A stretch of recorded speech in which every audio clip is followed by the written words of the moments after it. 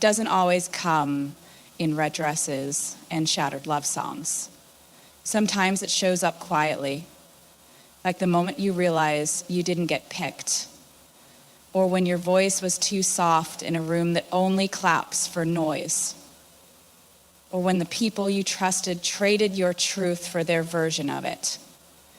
Pain isn't always dramatic. Sometimes it's subtle, but oh, it stings. There's a strange magic in the way pain carves itself into you. It hollows out parts of you that once felt whole. It strips you down like a storm peeling petals from a flower. It leaves you bare, wondering if he'll bloom again.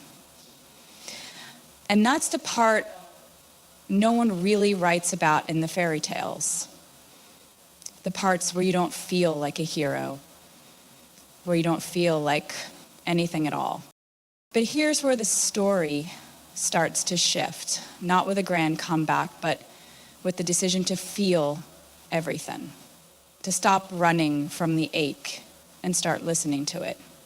Because pain, when held with intention, becomes a mirror. It shows you what you care about, what mattered enough to hurt. And that's where the power begins. In the rawness, in the vulnerability, in the honesty of saying, yes, that broke me a little. That's not weakness. That's the opening line of your new strength. There's an old belief that you need to toughen up to make it through life. Smile through it, laugh it off. But the truth is, pretending not to hurt just lets the pain settle deeper. Real strength is allowing yourself to crack open and still choose to create something from the pieces. Whether it's a song, a story, a sketch in a notebook, or a single breath taken with intention, there's power in choosing creation over destruction. There's also power in knowing you're allowed to be sad. You're allowed to grieve the versions of yourself that didn't make it through the storm. The naive dreamer, the one who loved without question, the one who didn't see it coming. And from those ashes, you get to build someone new, someone softer and stronger all at once. Someone who knows that the broken parts aren't the end of the story. They're just the beginning of a deeper, truer one. Turning pain into power doesn't mean forgetting. It doesn't mean pretending you're okay when you're not. It means holding the hurt in your hands like a fragile thing and saying, I see you, but I'm not staying here. It's about walking forward even when your knees still shake. It's about finding the courage to speak when your voice trembles. It's about writing your truth even when your hands are tired. And sometimes turning pain into power looks like quiet resilience, like getting out of bed when everything feels heavy, like setting a boundary when your heart is racing, like choosing yourself, not because it's easy, but because it's necessary.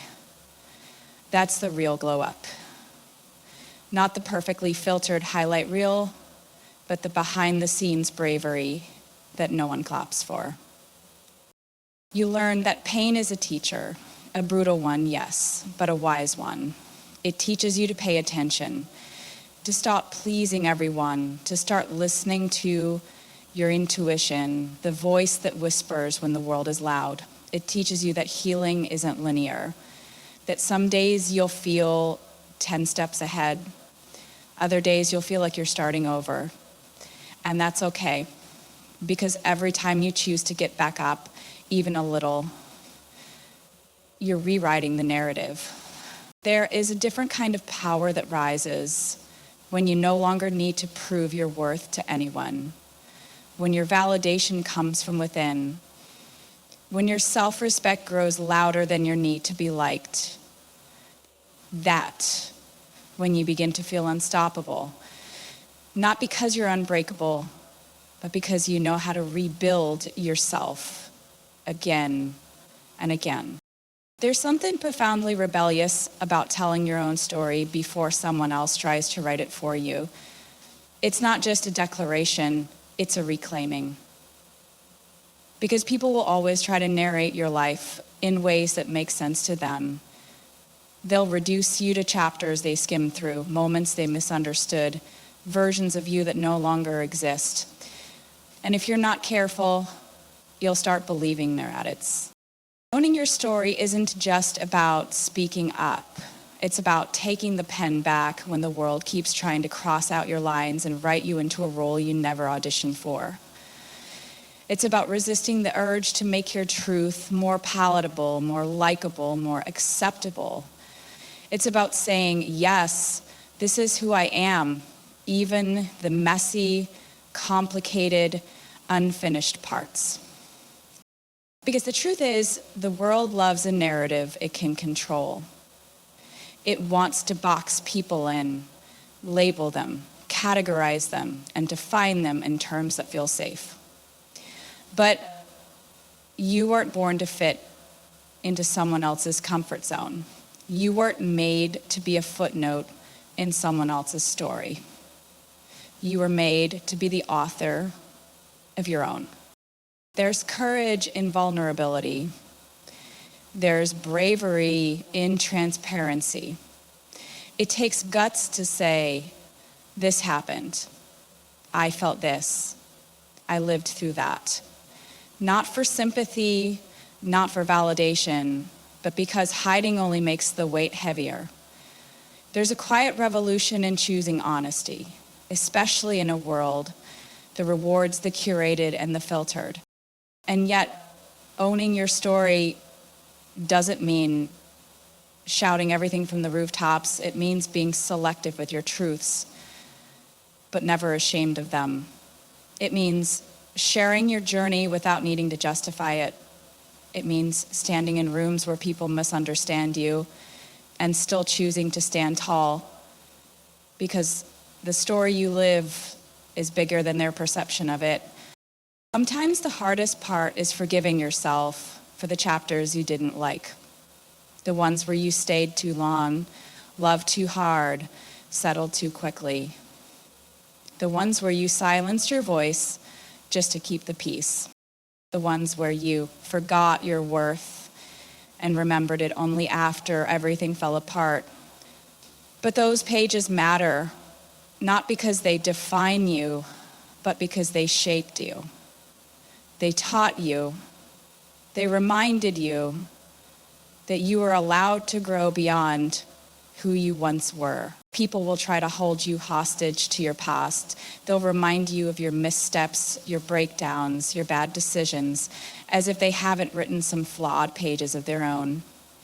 But when you own your story, they lose that power, because no one can shame you with a truth you've already embraced.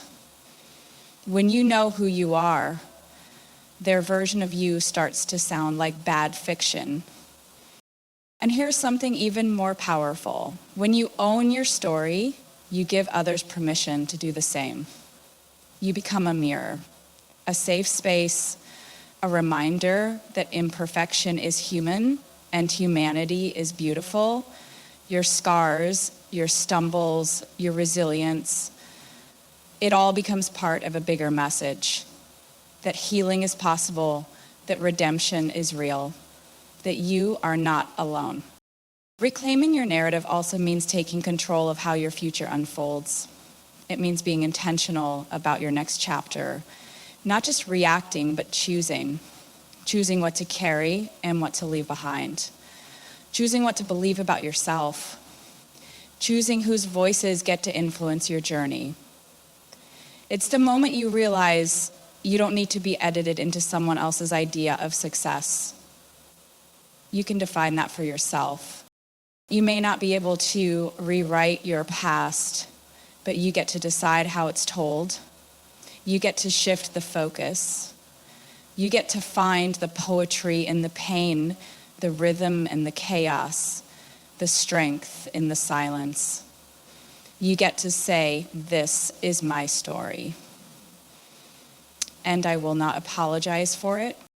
Growth is one of those quiet things It doesn't always show up with a grand announcement or a perfect timing. Sometimes it sneaks in slowly, like sunlight through a window you forgot to close.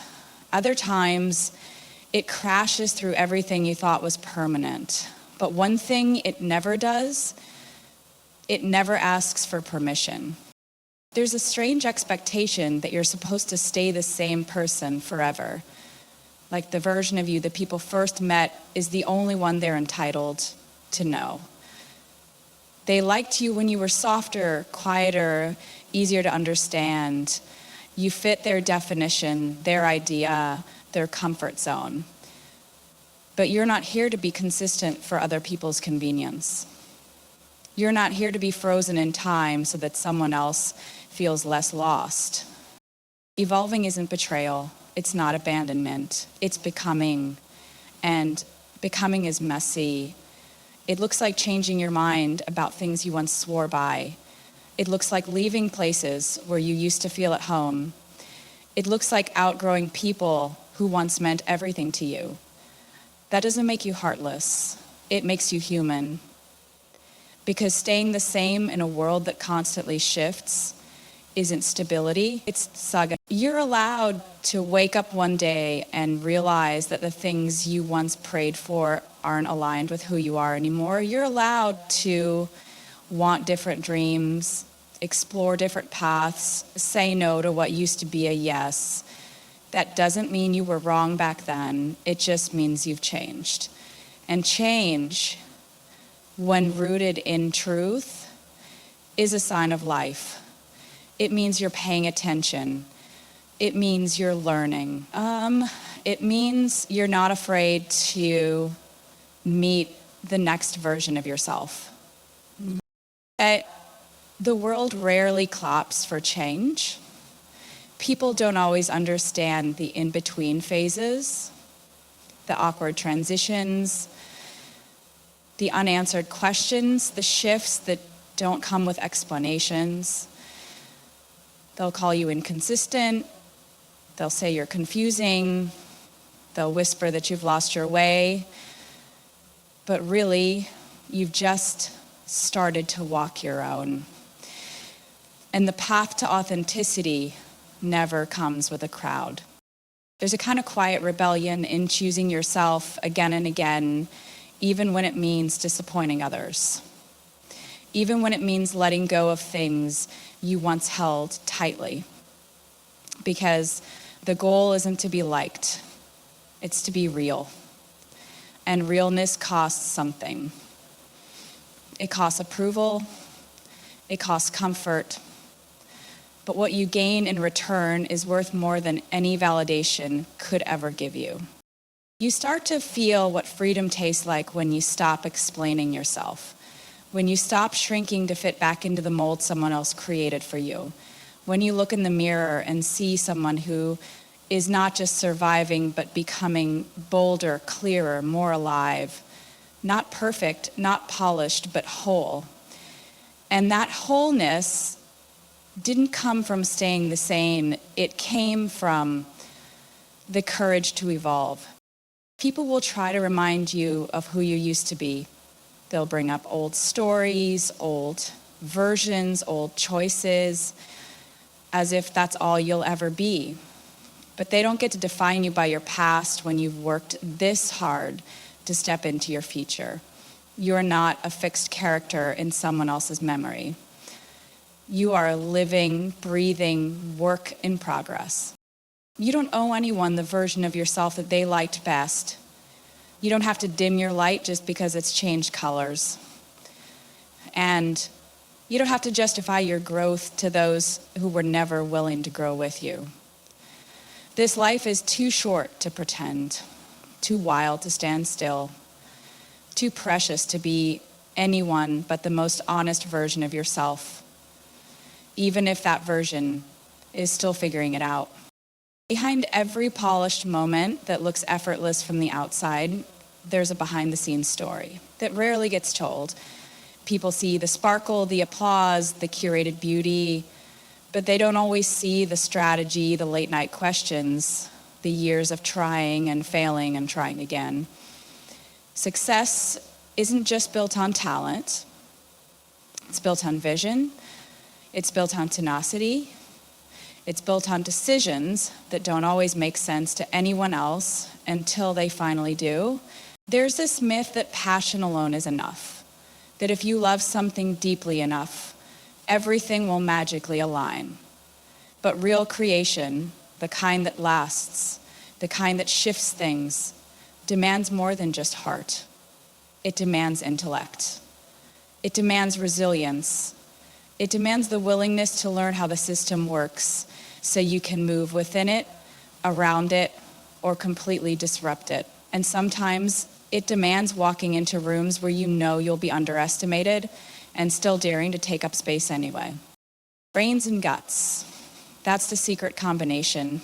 The brains to plan, to observe, to refine, to study your craft like it's sacred. And the guts to take a risk when it would be easier to play it safe. Because nothing truly great is born from comfort zones.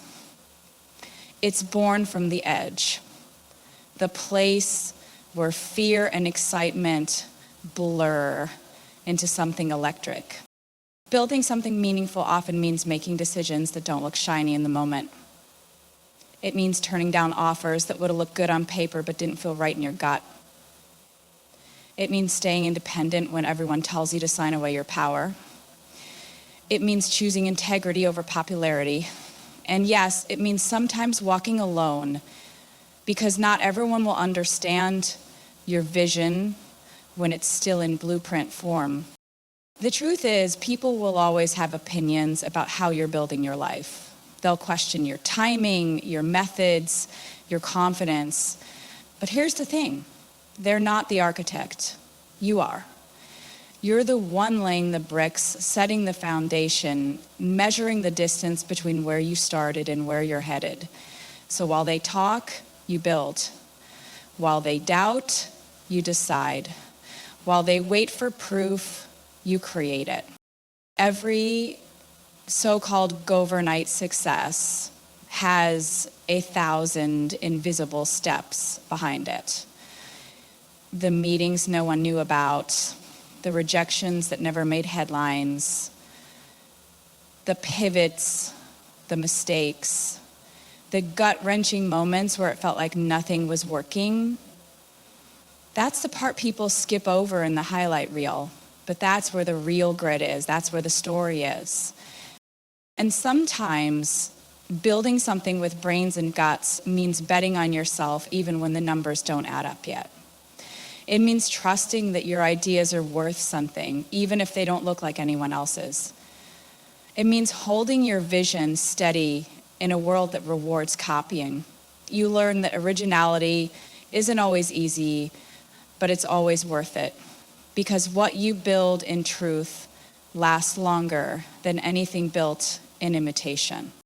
There's also a kind of grace that comes with building this way. A quiet confidence that doesn't need to shout. A clarity that comes from knowing you've earned every inch of progress, not through shortcuts, but through strategy and soul.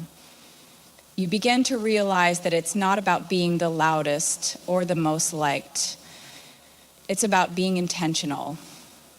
It's about creating something that reflects who you really are, not just what you think people want to see. And maybe the most powerful part is that you don't have to prove anything to anyone. When you build from the inside out, when you combine intellect with intuition, when you trust the process and honor the hard parts, your work begins to speak for itself. Not always loudly, not always immediately, but unmistakably, because there's something undeniable about the kind of success that wasn't handed to you. It was earned. One thoughtful, fearless, gut-driven decision at a time. In a world that moves fast and forgets even faster, it's easy to become cynical, easy to lose your sense of wonder, Easy to feel like magic is something that belongs to childhood or fantasy or people who don't read the news. But the truth is, the magic isn't gone. It just hides in quieter places now. And keeping it alive takes effort. Not the kind of effort that exhausts you, but the kind that invites you to stay curious, stay soft, stay open. Magic isn't always loud. Sometimes it's found in the smallest details. A lyric that hits too close, a stranger who smiles for no reason, a late night idea that keeps you awake in the best way. It's the moment before something begins, when anything is still possible. It's a glance, a phrase, a song, a memory that sparks something inside you and reminds you why you ever dared to hope in the first place. Keeping that spark alive means choosing not to let the world dull you, even when it tries. The older you get, the easier it becomes to build walls instead of wonder. You've seen enough disappointments to expect them. You've trusted and been let down. You've dreamed and been told to be realistic. But somewhere beneath the armor, the wonder still waits. It waits for a reason to reemerge, for proof that joy is still valid, that hope still makes sense, that believing in something bigger than yourself isn't naive, it's necessary. The thing about magic is it rarely shows up when you demand it. It comes when you're paying attention, when you're not just looking but seeing, when you're not just existing but feeling, and feeling deeply, no matter how risky, how overwhelming, how intense, is a sign that you haven't gone numb. It's a sign that you're still in it, heart first. Keeping the magic alive means continuing to create even when it feels like no one's watching. It means pouring your soul into something because it matters to you, not because it'll go viral or sell or win someone else's approval. There's a different kind of fulfillment that comes from doing what you love in quiet spaces, without applause, without eyes. That's where authenticity grows. That's where the real kind of joy is born. The kind that doesn't rely on outcome. The kind that simply exists because it's real to you. It also means allowing yourself to believe that beauty still has power, that softness isn't weakness, that love, no matter how messy or unreturned or complicated, is still worth writing about, that stories still matter, that your voice, your view, your vision, it all counts, even if it's not the loudest in the room. Especially then, the magic doesn't have to be dramatic. It can look like showing up for yourself on days when nothing feels inspired. It can look like protecting your peace in a world addicted to noise. It can look like remembering who you were before the world told you who to be. It can look like starting over again and again, not because you failed, but because you refused to settle. Because you still believe in the spark. And maybe the most magical thing of all is connection. The invisible threads between people who have never met, but feel something in the same lyric, the same story, the same moment of stillness. To be able to create something that makes another person feel less alone, even for a second, is its own kind of spell. That connection is real. That feeling you can't quite name when something touches you in the right way at the right time, that's magic too. You don't need a perfect life to keep the magic alive. You just need to care. You need to be brave enough to keep feeling, to keep dreaming, to keep showing up even when the world gives you every reason to shut down. You need to find the light in ordinary things and hold on to it fiercely, quietly, like a secret only your heart understands. So maybe the lesson in all of this isn't about perfection or even success the way the world defines it. Maybe it's about resilience, about choosing to rise when it's easier to retreat, about evolving, not for applause, but for truth. It's about writing your own story in ink that doesn't smudge when someone else tries to rewrite it. It's building with heart and strategy, standing tall even in silence, and refusing to dim the parts of yourself that still believe in beauty, in growth, in magic. Because at the end of the day, it's not just about what you create, it's about who you become while creating it.